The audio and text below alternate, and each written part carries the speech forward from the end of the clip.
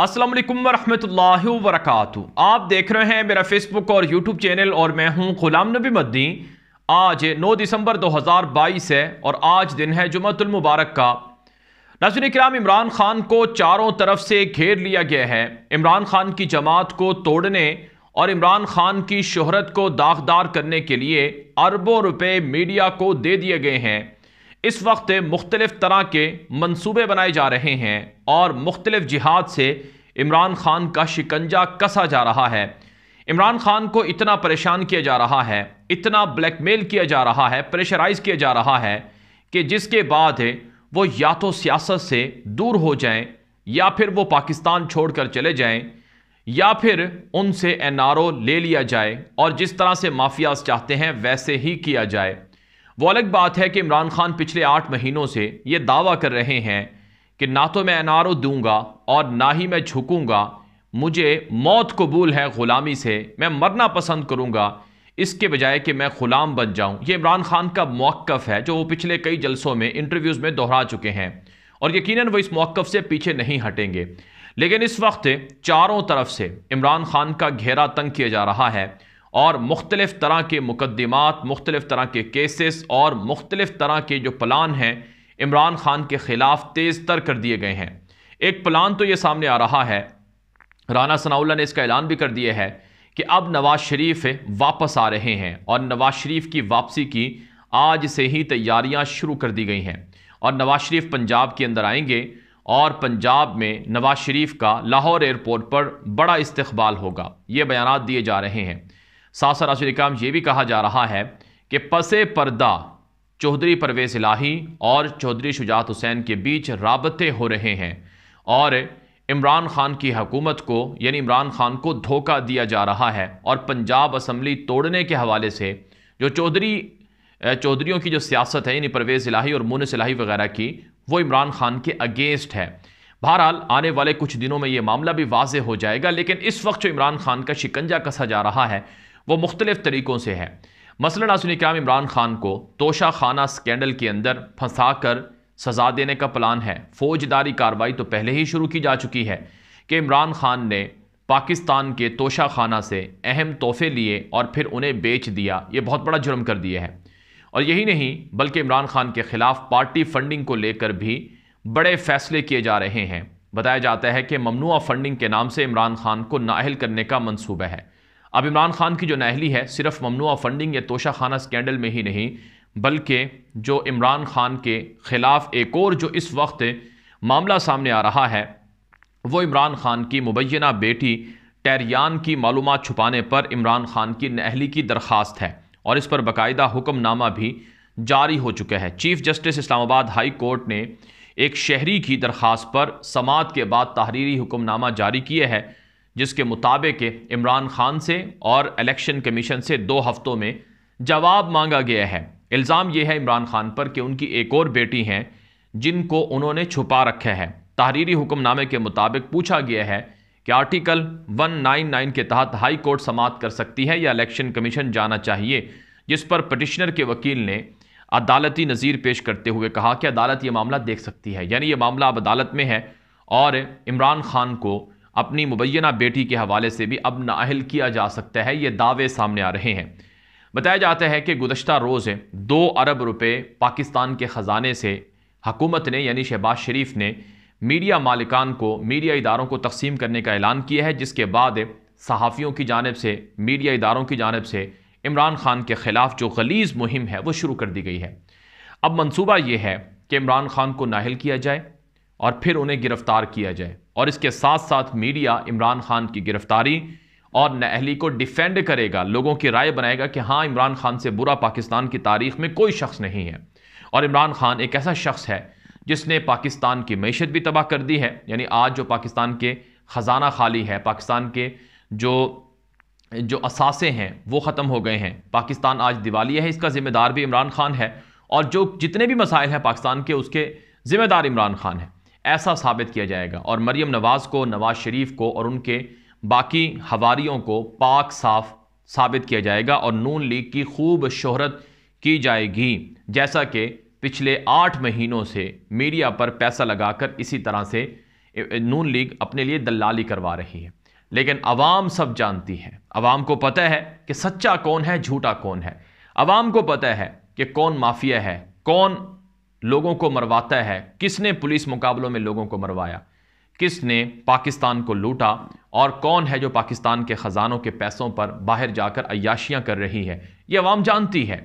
लेकिन बहरहाल चूँकि इस वक्त पाकिस्तान में साम्राज्यी आलाकारों का कब्ज़ा है और एक तरह से पाकिस्तान के अंदर वो लोग काबिज हैं जो नाज़रीन किराम वो साम्राज्यी निज़ाम के वो परवुर्दा हैं और साम्राज्यी निज़ाम के वो लाए हुए लोग हैं। यानी पाकिस्तान इस वक्त गद्दारों दलालों के कब्ज़े में है।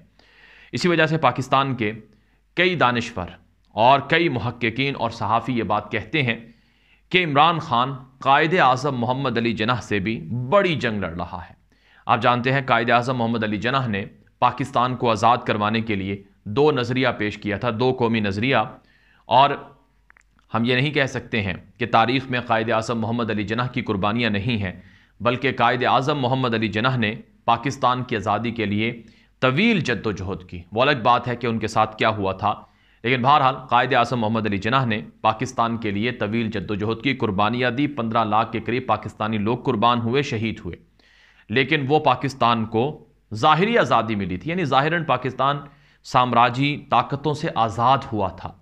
लेकिन जो जहन की ग़ुलामी है, जो जिसे हकीकी ग़ुलामी कहा जाता है, ये ग़ुलामी इस कौम को, इस मुल्क को कैसे मिलेगी, इसके लिए इमरान खान जंग लड़ रहा है। और ज़ाहिरी ग़ुलामी से निजात लेना या आज़ादी लेना बड़ा आसान होता है, लेकिन उसके मुकाबले में ज़हनी ग़ुलामी को और लोगों को जो अंदर से, जिनके लोगों के दिलों में ये सवार है, और ऐसे मुनाफे के जो पाकिस्तान की सफ़ों में इक़्तिदार के और मुख्तलिफ़ तरह के ओहदों पर बैठे हुए हैं, उनको पहचानना, उनको हटाना, उनसे लड़ना, उनसे मुकाबला करना, ये बड़ा मुश्किल है। अगर पाकिस्तान हकीकी मानों में आज़ाद होता तो आज 75 साल के बाद पाकिस्तान उन मसाइल से दोचार ना होता जिन मसाइल की वजह से आज पाकिस्तान की दुनिया में जग हंसाई हो रही है। अब इंटरनेशनल पाकिस्तान जो इंटरनेशनली तौर पर एक रिपोर्ट आई है आलमी सतह पर, जो दुनिया के बेहतरीन पासपोर्ट हैं या कमज़ोर तरीन, पाकिस्तान का दुनिया का चौथा नंबर आया है पासपोर्ट में, कि पाकिस्तान से नीचे या तो अफ़गानिस्तान है या फिर इराक़ है या फिर शाम है, और उसके बाद फिर पाकिस्तान है। यानी पाकिस्तान का पासपोर्ट इतना कम तरीन पासपोर्ट है। हालांकि ये मुल्क 22 करोड़ आबादी का मुल्क है, कहने को ये एटमी मुल्क भी है, लेकिन ख़जाने में 1 रुपया भी अपना नहीं है। 2.5-3 अरब डॉलर सऊदी अरब के हैं, 2 अरब डॉलर यूएई के हैं, 2.5 अरब डॉलर चाइना के हैं, 6 अरब डॉलर में से पाकिस्तान का खुद 1 रुपया भी नहीं है, और अभी पाकिस्तान मजीद लोगों से कर्जे मांग रहा है।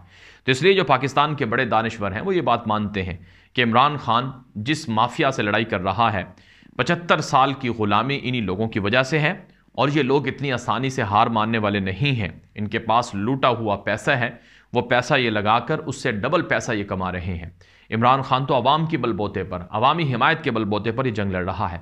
लेकिन याद रखें नाज़रीन किराम, मायूसी कुफ्र होता है, मायूस नहीं होना चाहिए, लड़ते रहना चाहिए।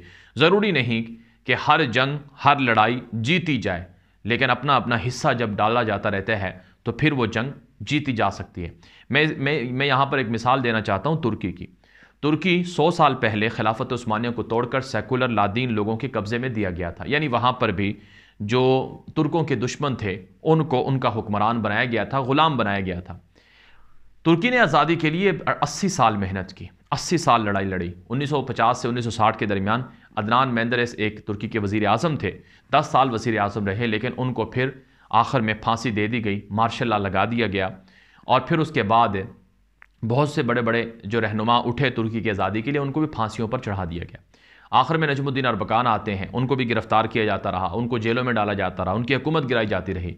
नजमुद्दीन अरबकान ने अपने शागिर्द तैयार किए, अपने लिए लोग तैयार किए। अगरचे वो मर गए, यानी वो दुनिया से चले गए, लेकिन अपनी ज़िंदगी में उन्होंने अपने शागिर्दों की हुकूमत देखी। उर्दगान उन्हीं का शागिर्द है, और आज उर्दगान 20 साल के बाद तुर्की को हकीकी मानों में आज़ाद करवा रहा है। यानी 100 साल के बाद तुर्की आज़ाद हुए।